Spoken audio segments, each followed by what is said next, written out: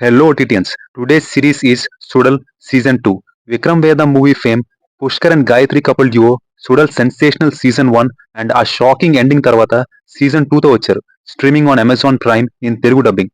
ఇంతకీ ఈ Season 2 basic plot ఏంటంటే నందిని వాళ్ళ బాబాయిని షూట్ చేసి జైల్లో ఉంటుంది. అండ్ కేస్ని lawyer Chellappa AKA Lal handle చేస్తూ ఉంటారు. అండ్ అలాగే చక్రి ఆర్మరీ నెగ్లిజెన్స్ కేసులో ఎంక్వైరీ ఫేస్ చేస్తూ ఉంటాడు. అసలు నందిని కోసం ఫైట్ చేస్తున్న ఈ లాయర్ చెల్లప్ప ఎవరు, అతని మెయిన్ ఇంటెన్షన్ ఏంటి, అతని బ్యాక్ స్టోరీ ఏంటి అనేది మీరు ఈ సిరీస్ లో చూడొచ్చు. ఇంకా ఓవరాల్ గా ఈ సీజన్ 2 ఎలా ఉంది అనే విషయానికి వస్తే నా వరకు ఇనిషియల్ ఎపిసోడ్స్ వరకు పార్ట్లీ సాటిస్ఫైడ్ అని చెప్పాలి. బట్ ఓవరాల్ గా చూస్తే దెబ్బేసిందని చెప్పాలి. నాకు ఇలా అనిపించడానికి రీజన్ ఏంటో కొంచెం బ్రీఫ్ గా ఫర్దర్ రివ్యూలో చెప్తా. ఫస్ట్ 2 ఎపిసోడ్స్ లో సీజన్ 1 ఫినాలే తర్వాత existing characters Nandini and Chakri present situations ఏంటో చూపించారు. అండ్ అలాగే న్యూ క్యారెక్టర్స్ ని కూడా ప్రాపర్ గా ఎస్టాబ్లిష్ చేశారు. ఎపిసోడ్ 2 ఎండింగ్ లో ఒక పెద్ద ట్విస్ట్ వస్తుంది. లాయర్ చెల్లప్ప తన బీచ్ హౌస్ లో చనిపోయి ఉంటాడు. ఇదేం స్పాయిలర్ కాదు, ఆల్రెడీ ట్రైలర్ లో ఉంది. నందిని తరపున కేసు వాదిస్తున్న లాయర్ చెల్లప్పని చంపింది ఎవరు, ఆ 8 మంది అమ్మాయిలు ఎవరు, వాళ్ళకి చెల్లప్పకి ఉండే కనెక్షన్ ఏంటి అనే పాయింట్ ఆఫ్ వ్యూలో రిమైనింగ్ ప్రొసీడింగ్స్ ఉంటాయి. ఈ ప్రొసీడింగ్స్ లో ఒక్కొక్క లీడ్ ని ఫైండ్ అవుట్ చేయడం, ప్రాపర్ గా ఇన్వెస్టిగేట్ చేయడం చాలా ఇంట్రెస్టింగ్ గానే వెళ్తాయి. ఎవ్రీ సీక్వెన్స్ అండ్ సస్పెక్ట్ ని ఇన్వెస్టిగేషన్ తో లింక్ చేసి మన మైండ్ లో ఒక క్వశ్చన్ ప్లాన్ చేస్తూ ఉంటారు.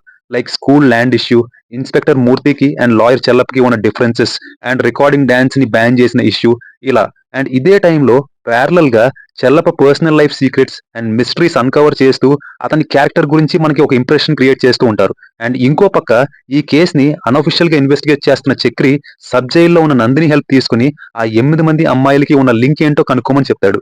సో ఈ 3 ఆస్పెక్ట్స్ ని ప్యారలల్ గా కవర్ చేస్తూ డీసెంట్ స్క్రీన్ ప్లేతో అండ్ గ్రిప్పింగ్ నరేషన్ తోనే స్టోరీ ఫ్లో అవుతూ ఉంటుంది.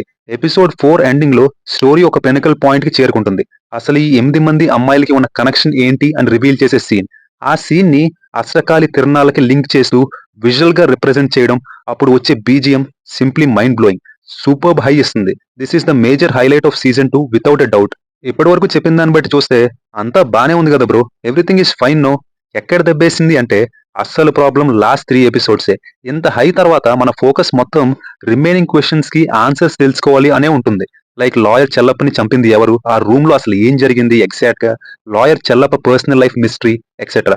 But out of know where 6th episode నుండి ఒక ఫిషర్మ్యాన్ కపుల్ అండ్ వాళ్ళ బ్యాక్ స్టోరీ స్టార్ట్ అవుతుంది. సడన్ గా ఎపిసోడ్ ఏమైనా స్కిప్ చేసినా అని డౌట్ వచ్చింది కాసేపు. ఇష్యూని చైల్డ్ అబ్యూస్ నుండి కంప్లీట్ గా వేరే వైపు షిఫ్ట్ చేసేస్తారు. అఫ్ కోర్స్ అది ఇంకా సీరియస్ ఇష్యూనే, బట్ దాని టైమింగే ఎందుకో మనకి సిరీస్ ఫ్లోని అబ్రప్ట్ గా కట్ చేసి డైవర్ట్ చేసిన ఫీలింగ్ వస్తుంది. అప్పటి వరకు బానే సాగిన ఇన్వెస్టిగేషన్ కూడా పెద్ద పస లేకుండా చేసేశారు. పర్మిషన్స్ అండ్ ఆన్సర్స్ మరీ సింపుల్ గా దొరికేస్తూ ఉంటాయి. అంటే వీళ్ళు అడగడం వాళ్ళు చెప్పడం అనేలా వెళ్ళిపోతాయి. అండ్ ఇంకొక విషయం ఏంటంటే అప్పటి వరకు వాళ్ళ ఐడెంటిటీని అంత సీక్రెట్ గా ఉంచిన అమ్మాయిలు ఎవరో కూడా తెలియని పోలీస్ ఆఫీసర్ కి అన్ని విషయాలు చెప్పడం అంత కన్విన్సింగ్ గా ఉండదు. అండ్ ఈవెన్చువల్లీ అసలు వాళ్ళు ఏం చేయాలని డిసైడ్ అయ్యి జైలుకు వస్తారో ఆ పనికి అండ్ అప్పుడు ఆ విషయం రివీల్ చేయడానికి ఆ అమ్మాయిల పాయింట్ ఆఫ్ వ్యూలో ఎలాంటి పర్పస్ ఉండదు. ఈ పీరియడ్ లో లాయర్ చెల్లప్ప అసలు క్యారెక్టర్ రివీల్ చేయడం అండ్ ఆ కింగ్ పిన్ ఎవరు అనే అన్ఎక్స్పెక్టెడ్ ట్విస్ట్ ఒకటి పర్వాలేదు. ఇంకా క్లైమాక్స్ లో కూడా ఆ ఫైట్ ఎమోషనల్లీ అన్క్వశ్చనబుల్ అయినా వాళ్ళు పడిన బాధలకి ఎగ్జిక్యూషన్ పరంగా అయితే కొంచెం ఓవర్ ద టాప్ అనిపించింది with too much Liberty. And ఏదో తిరునాళ్ళలో అష్టదేవతల రెఫరెన్స్ ని జస్టిఫై చేయడానికి పెట్టినట్టు అనిపించింది ఆ ఎండింగ్. టెక్నికల్ ఆస్పెక్ట్స్ కి వస్తే సినిమాటోగ్రఫీ మరీ డార్క్ టోన్ లో కాకుండా ఒక రియలిస్టిక్ టోన్ లో బాగానే బ్యాలెన్స్ చేశారు. బీజిఎం అక్కడక్కడ లౌడ్ అనిపిస్తుంది, బట్ మోస్ట్లీ వర్కౌట్ అవుతుంది. Coming to actors performances, police officer Chakri character చేసిన కతీర్ పర్ఫార్మెన్స్ ఆల్మోస్ట్ సీజన్ 1 కి జిరాక్స్ లా ఉంటుంది. అలాంటి సీక్వెన్సెస్ ఉంటాయి mostly. And he gave is best. Aishwarya Rajesh గారి రోల్ ఎందుకో రైటింగ్ పరంగా ఈ సిరీస్ లో అంత ఇంపాక్ట్ఫుల్ గా లేదు. క్లైమాక్స్ లో కూడా ఏదో సేవియర్ లా చూపించడానికి ట్రై చేశారు. ఆ సీన్ కూడా ఎందుకో అంత ఇంపాక్ట్ అనిపించలేదు.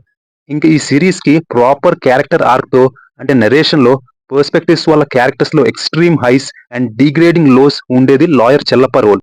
ఈ రోల్లో మన విశాల్ పందెంకోడి మూవీలో విలన్ గా చేసిన లాల్ గారు సూపర్బ్ గా పర్ఫార్మెన్స్ ఇచ్చారు. రెస్ట్ ఆఫ్ ది యాక్టర్స్ అందరూ యాక్టింగ్ పరంగా వాళ్ళ రోల్స్ కి కంప్లీట్ జస్టిఫికేషన్ ఇచ్చారు, చిన్న రోల్స్ కూడా. That's it guys. వెళ్లే ముందు ఇచ్చట ఓటీటీ రివ్యూస్ మాత్రమే ఇవ్వబడును. సో అఖిల భారత ఓటీటీ సభ్యులందరూ సబ్స్క్రైబ్ చేసుకోవాల్సిందిగా మనవి. Signing off your laid back ఓటీటీఎన్.